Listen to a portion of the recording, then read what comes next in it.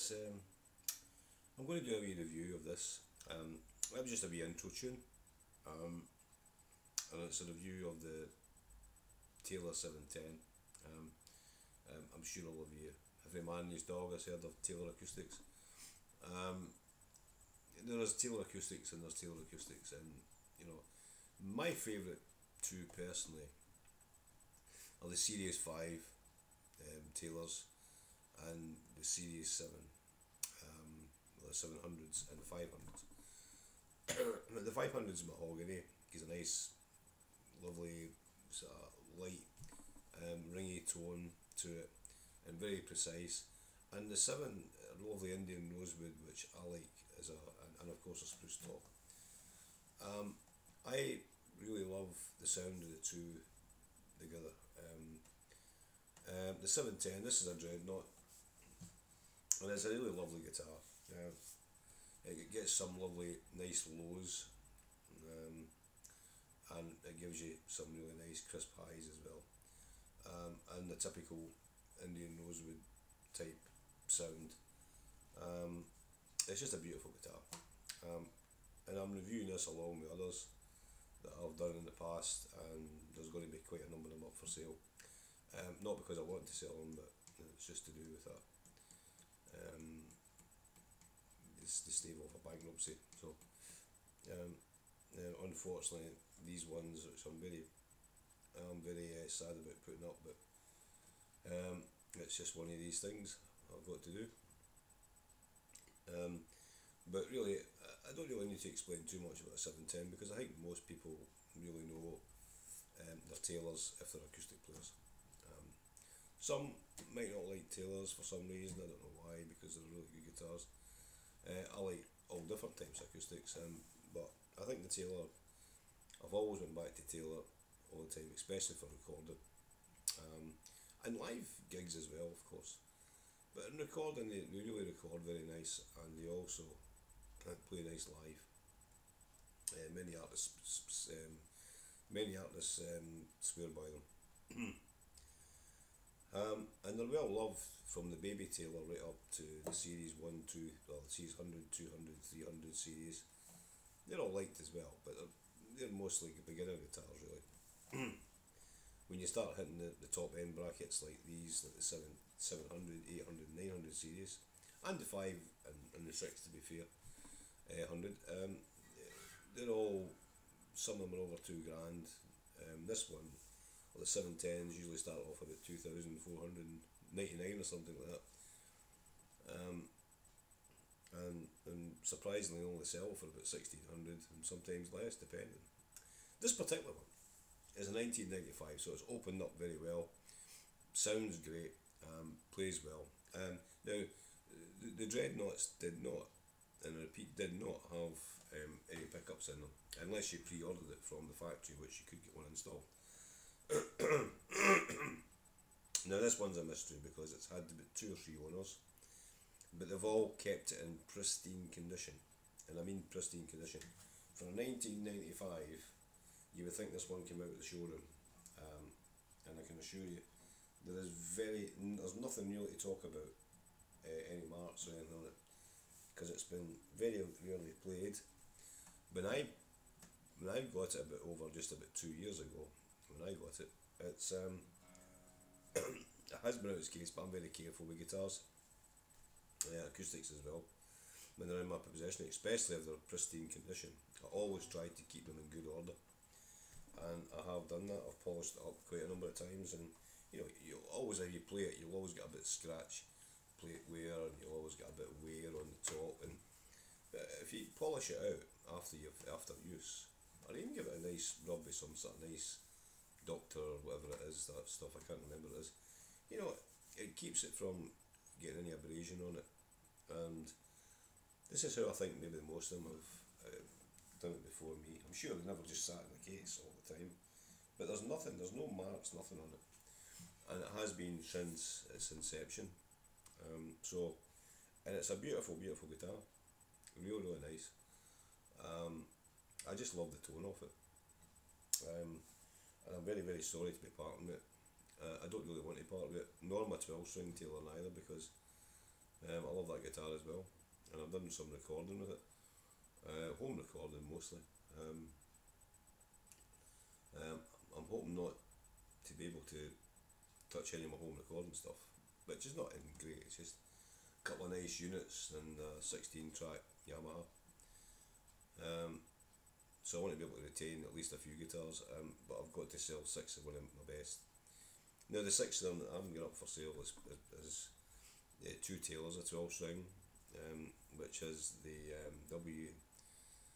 W65 CE, which was about over £4,000, over £4,000, because you couldn't get them in these shores, so they're very rare. So there's that one. There's this Taylor 710, and it's got a pickup installed. There's also a Greco custom, Black Beauty custom. There's also a Greco Super Real Gold Top. There's also, included in that, there's also a Greco Super Sound Strat 1975. The Gold Top's 1982. And also a late 80s, early 90s Jimmy Moon electric guitar. So you can see there's some really prized guitars there. I mean, I don't know if anybody knows much about Greco. I'm sure you do. You're as wise as me on Greco. The internet nowadays, you can see plenty of reviews on Greco. I've done a few myself. In fact, I've done a review for all 3. Maybe not the best demos in the world, but it sort of showcases what it sounds like and what it can sound like. And the 3 Grecos that I have are great guitars. And they range from about $550 all the way up to $850 for the Gold Top.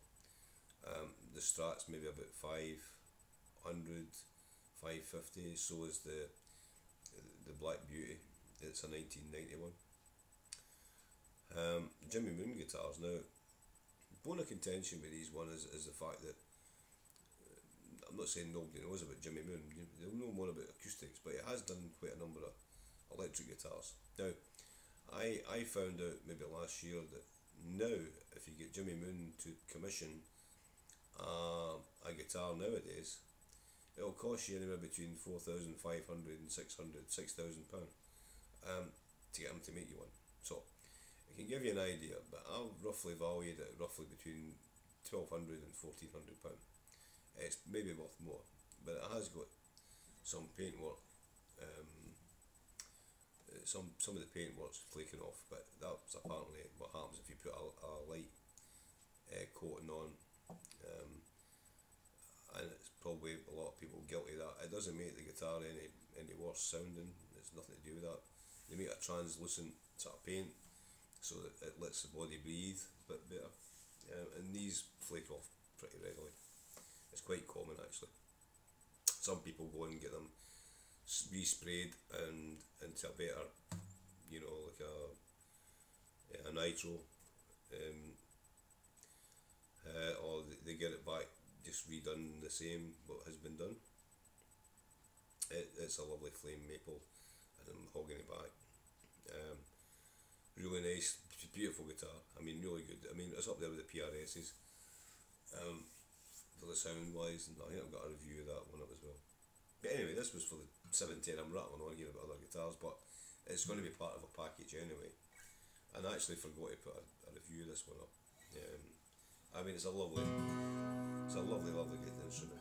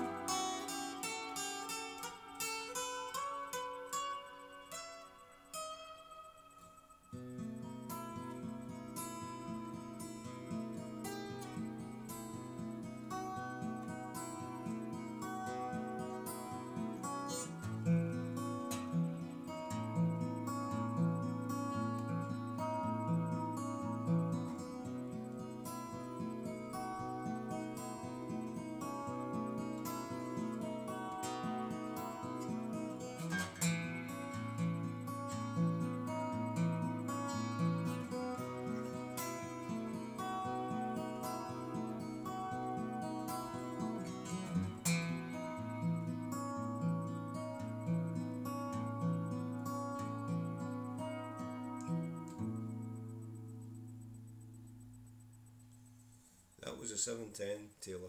I hope you enjoyed it.